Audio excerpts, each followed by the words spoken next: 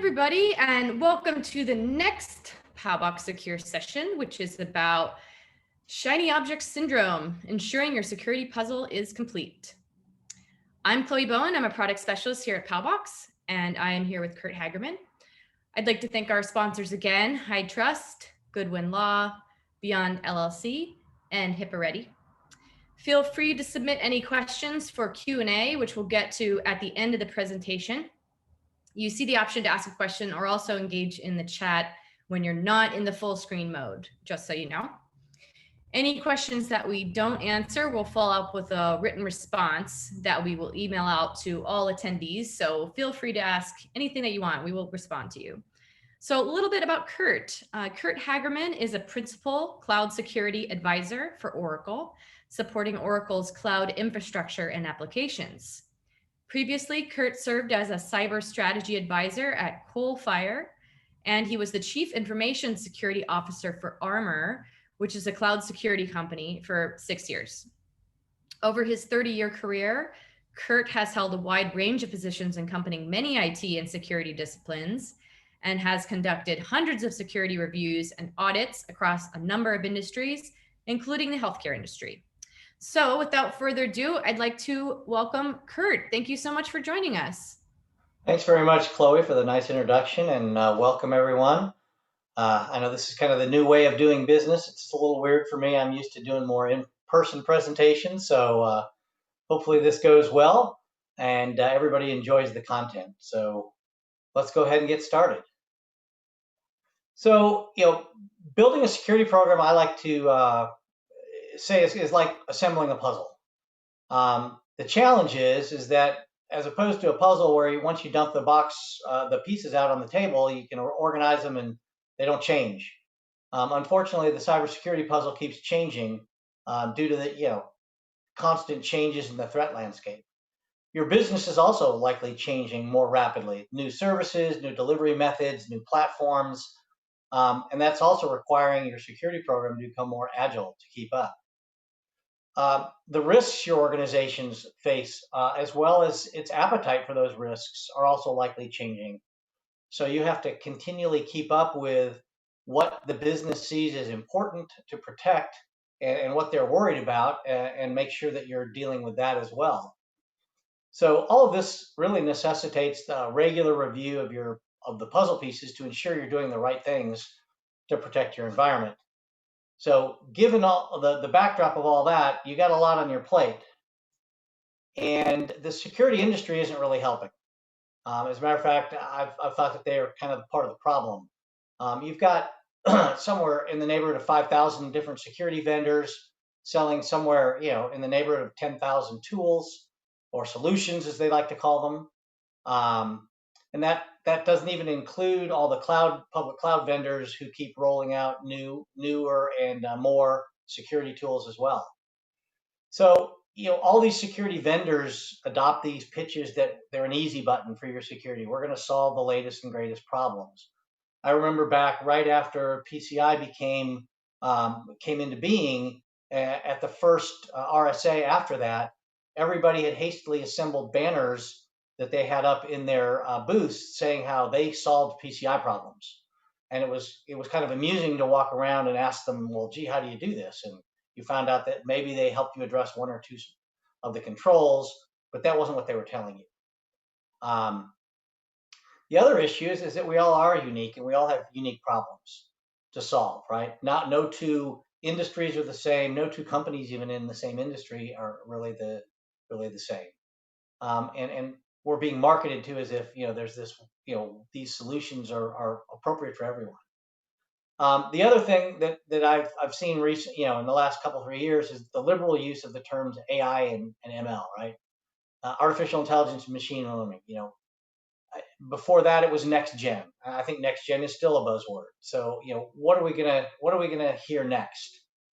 The reality is that there really is no easy button for security. When you think about it, it's the old adage, you have to be right 100% of the time, and a threat actor only has to get lucky once. So anybody that tries to tout their solutions as an easy button is really not being honest with you at all. The other problem is that these vendors create these tools kind of in a vacuum, and they don't really talk well to one another. So, best of luck in trying to get actionable information out of all of these different tools that you may have. And speaking to the AI and machine learning bits, while they are starting to become real, and that's really starting to become something that you hear more about, and there's actually some more meat behind it, there really are a ways off from being effectively used. Oftentimes, artificial intelligence is really just algorithms that are programmed by people and have to be updated by people. Same thing with machine learning.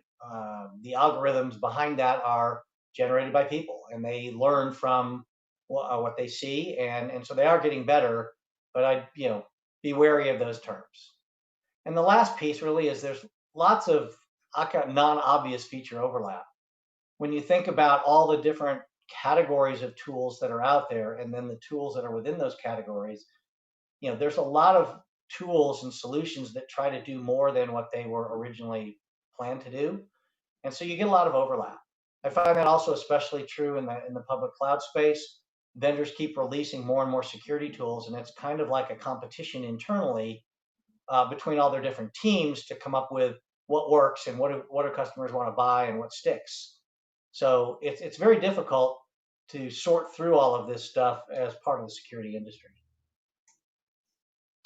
So what is shiny object syndrome? I like to say it's characterized by the rapid unchecked growth and disparate security tools that clutter the security programs and limit their effectiveness.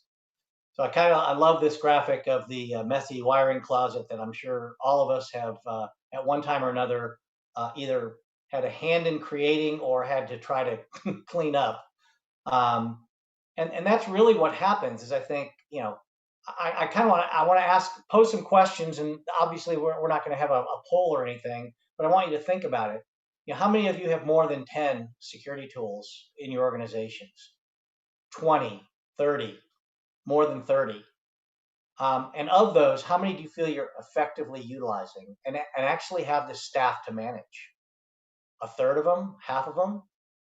My experience is that most organizations have way more tools than they actually use and use effectively. They may buy a solution and use one small tiny part of it. And the more troubling part right now is given the competition for really good security talent, it's hard to maintain the staff that can be sort of expert in utilizing all the tools that you may have. So are you really being effective in the use of the tools? So, two primary causes I see for SOS. Decision makers, often well above your level, have become, getting enamored with the latest and greatest security must-have solutions or shiny objects tools, and they push the organization to buy them without really considering the value to and impact on the organization. And I think this is happening more because of the recent emphasis on executive and board accountability for cybersecurity. So these people now have to be interested; they have to be involved, and so the marketers now see a brand new set of folks to market to who are not security experts, and so they get away with a lot of overstating what their solutions can do, how easy they are to implement, and how much value that they might bring. The other part of that is that those groups of folks tend to sit on multiple boards. C-suites tend to know other C-suites within the industry, and they talk. So there kind of becomes that keeping up with the Joneses. If it's good enough for them, it must be good enough for us. And you, as the security officer or the CISO, often find yourselves under pressure to buy these new tools without really having the time to evaluate how they actually fit into your existing program, and what value they bring. And oftentimes it's also because you can get money for it. I mean, it's pretty difficult to get money for sort of the non-sexy security projects that might actually really help you, because nobody really understands what they are going to do and how they're going to help strengthen the program. But they are all getting marketed as these shiny new tools, and so there's just a lot of pressure. So what can you do, or what are the effects of this? And really, it goes back to some of the stuff I said earlier. Over time, the tools add up. They're either poorly leveraged or completely abandoned. I can't even remember how many times I've gone into organizations to do security reviews and found security tools either still in the box or installed in a rack, but not wired to anything, not even plugged in. But boy, they had them. And so, that really limits the effectiveness of a security program if you have too many things and you don't really know how you're using them. It's a strain on the in-house resources to implement and manage them.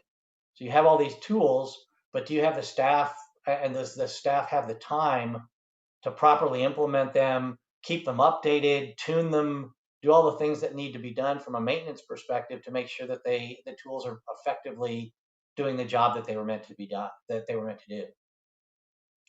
Probably the biggest challenge is parsing and correlating all the data that you get from these different tools. Like I said before, they rarely talk to one another, so you end up with silos of data and just reams and reams of data that are coming in. Well, that's great. Everybody loves data, and you can build a data lake and you can put it in there, and there's all these big data tools that can help you analyze it. But how do you actually turn that kind of data into actionable information? Because that's what you need to do. You need to be able to sort through and say, well, 80% of this or 90% of this is garbage. I don't really care about it. I only care about this 10%.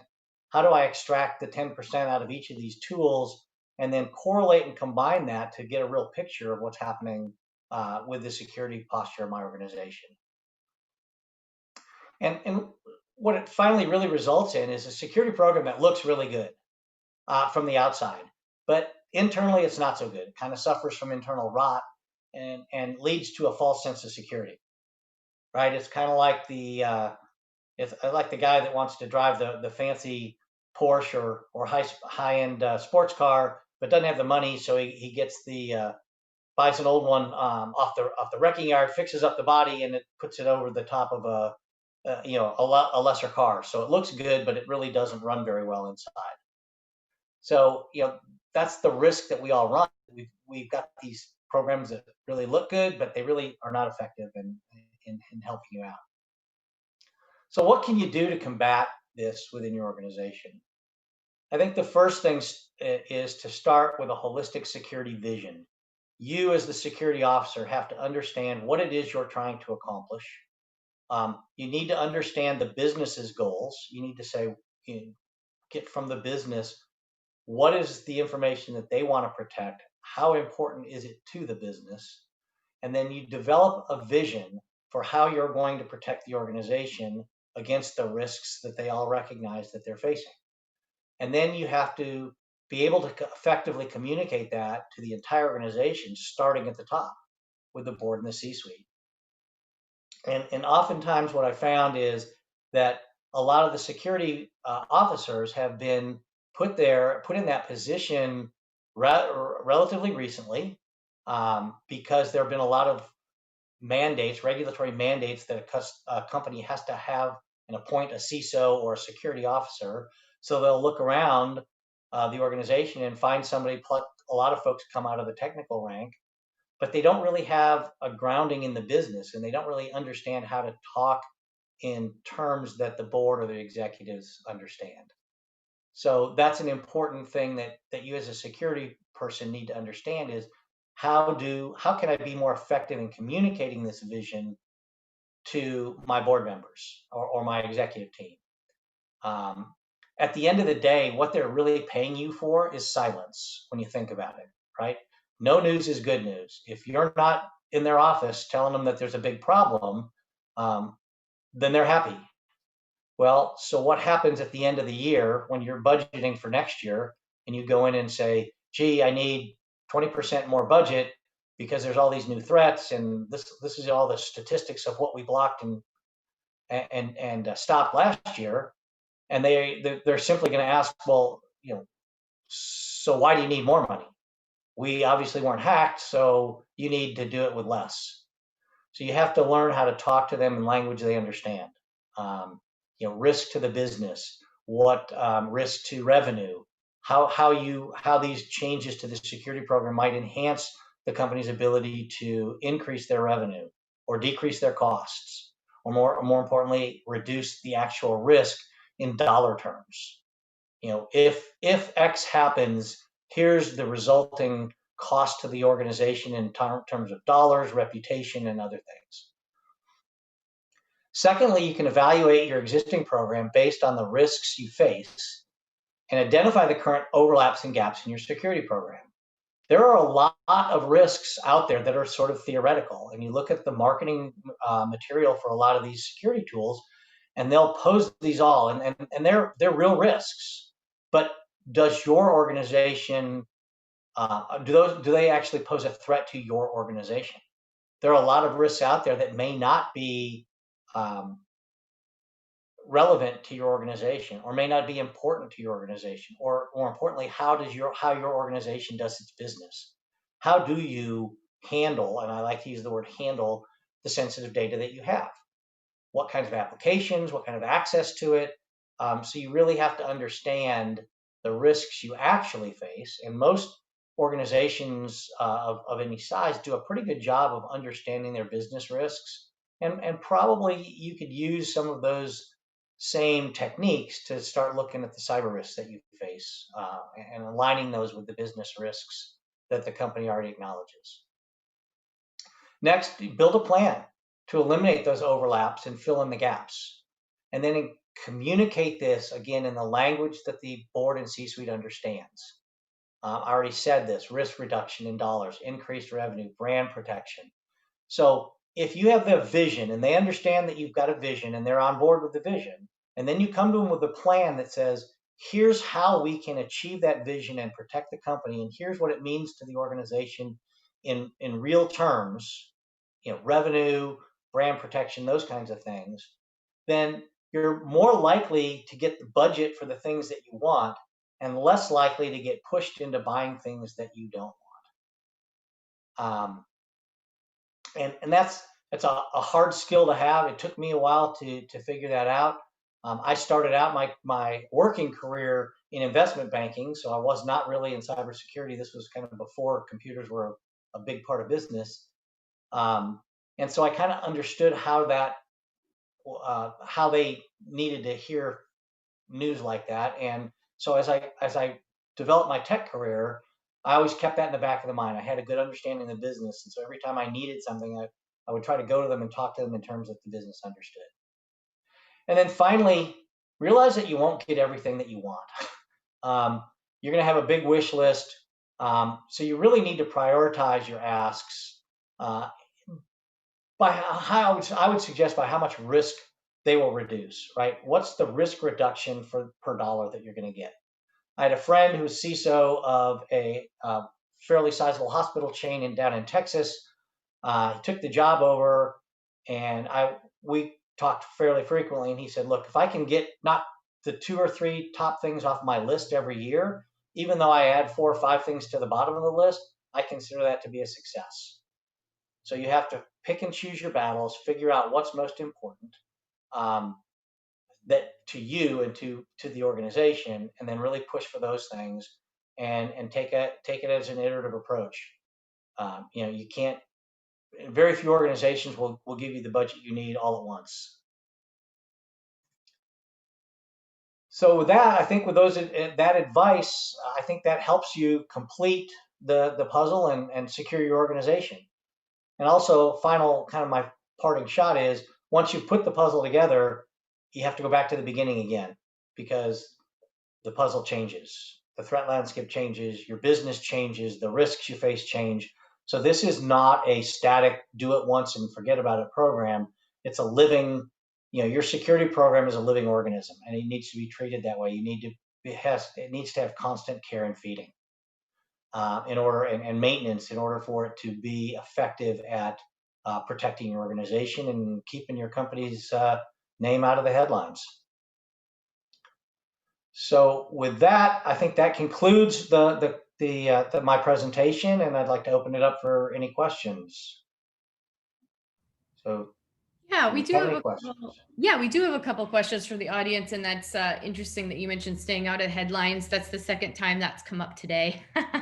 That's every. That should be the name of one of the talks. Keep your company name out of the headlines Yeah. by adhering to these policies. Yeah. So we do have a couple of questions. So how about this? So I understand that you've conducted a number of security reviews and audits in the healthcare industry. So what are some examples of shiny object syndrome that you've seen? Hmm. I think a lot of it that I've seen is um, endpoint protection, especially in the and I haven't done any in a couple 3 years, but endpoint protection was a big one. Um, even network and perimeter security things, next gen firewalls, um, and those kinds of tools. Um, sim tools, or what's now these SOAR platforms, that are coming out. Were kind of they've each there's been kind of waves. Early on with PCI, when PCI came out with the logging requirement, I mean, it gave birth to a whole industry. There are several logging organizations that owe their existence to the PCI mandate. And then it came to now I think there's more focus on application security now. So there's a lot of tooling coming out in that space as well. Healthcare right now, access control is a big one, right? So everybody wants access to be easier, quicker, but still secure. So I think there's a lot of competition in that space, and there's a lot of things coming out that you may or may not need or be able to actually use. Yeah, that kind of segues into another question, which is pretty much the opposite question, the other side of the coin. Do you have an example of a company that you worked with who handled their security well, i.e., using the right tools and the right number of tools? Um, I've had people that have done pretty good jobs of it. Can't really name names, but there have been some, especially in the healthcare space. What I've found is I've dealt with some very large healthcare organizations. They have tended to taken this kind of approach. They have the CISO at the right level of the organization, kind of an independent reporting role. So I think if you have organizations where they value security and they have the CISO at the right level in the organization, and that really needs to be sort of an independent C-suite spot. Far too often, I find CISOs reporting to CIOs. As a matter of fact, when I was looking to leave Armor, I was kind of going back and forth between, do I want to get back into consulting or do I want to continue to be a CISO? Most of the CISO jobs I interviewed for were reporting to the CIO. And that really wasn't, for me, a good fit, because the goals of a CISO and a CIO are kind of at odds, right? The CIO is supposed to keep the lights on. CISO is supposed to make sure you do it safely. So, it's just in general what I've found is organizations, whether they're, and I've done some with some smaller organizations, if they understand the importance of security and why it matters, and they've given the right authority to the CISO, not just the responsibility, they have tended to do a better job of eliminating these kinds of problems, like shiny object syndrome. Okay, so in your ideal structure, who would the CISO report to? I think larger organizations, it could either be, like a CFO or a chief legal counsel, someone who's more responsible for risk or financial dealings with the company. Because at the end of the day, cybersecurity is like it's another way of buying insurance, right? We all know you can buy cyber insurance to cover some of your losses, and we all buy all different kinds of insurance for our daily lives as well as our business lives. And a cyber program is really kind of an insurance program. So it gets understood better by those who are responsible for managing risk or managing the finances of the organization. Yeah, that totally makes sense. So this is a really general question, so I'm interested to see how you can answer it. But are there any tools or so that your presentation is all about shiny object syndrome and avoiding too many tools? But are there any tools or solutions that you do recommend? I kind of like to stay out out of the recommending. What I am seeing is in some cases, some organizations, some of the security vendors are starting to do a better job of knitting their tools together into solutions that can be implemented that provide a wider array of security controls and services, and that they're better bundled, right? They're better integrated. A lot of the larger security, I mean, a lot of the exit strategies for new security companies is to get bought by a bigger company, um, and so they develop a really cool technology, but then when they get bought, they don't necessarily get well integrated, and so that's what I'm seeing a trend in the industry is to do a better job of integrating products and services that they're buying and bringing to market. So, I do see that as a trend. I see that as a bit of a trend also in the public cloud market. If I use AWS as an example, early on they were just pumping out security products, and there was a lot of competition within AWS, the different development groups, to come up with new tools.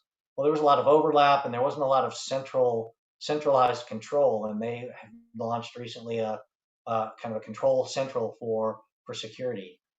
My company Oracle has done the same thing. So they are building more tooling within the cloud that is more solution focused, instead of it just being, here's a tool, you can use it if you want.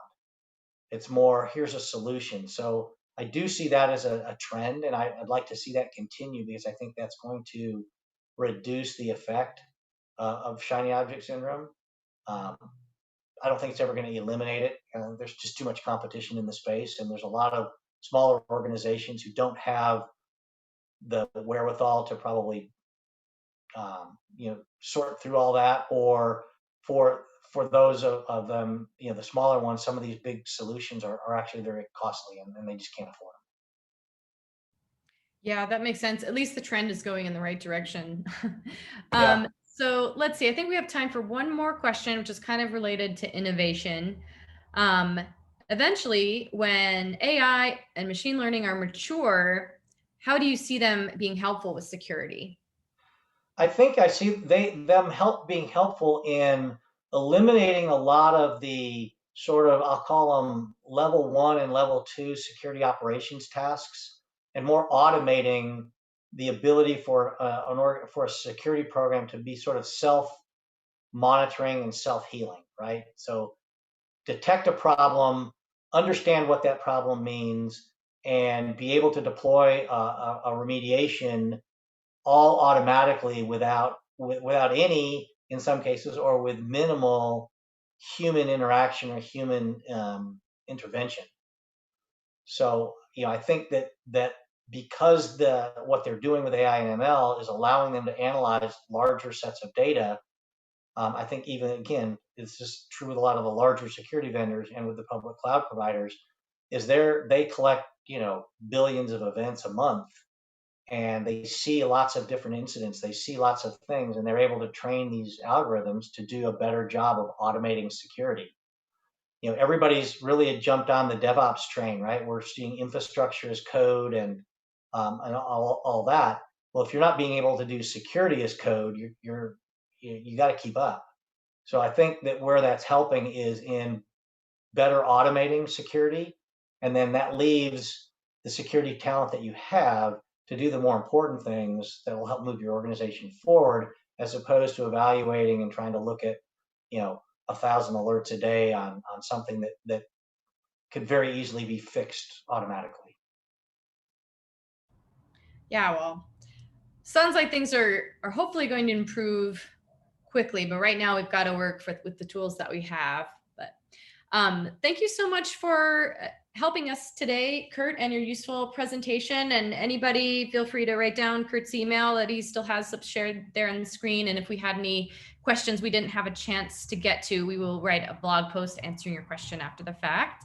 Oh, and also, by the way, Kurt wrote a blog post on Oracle's blog about this exact topic where he goes in a little bit more detail.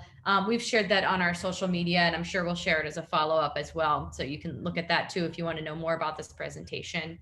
Our next presentation starts in 10 minutes. That's at 1:30 Pacific time. It's going to be about how consumerism, technology, and the pandemic are accelerating digital transformation. But until then, Kurt, thank you very much for your time. Thanks for having me, and I hope this was you all found this useful.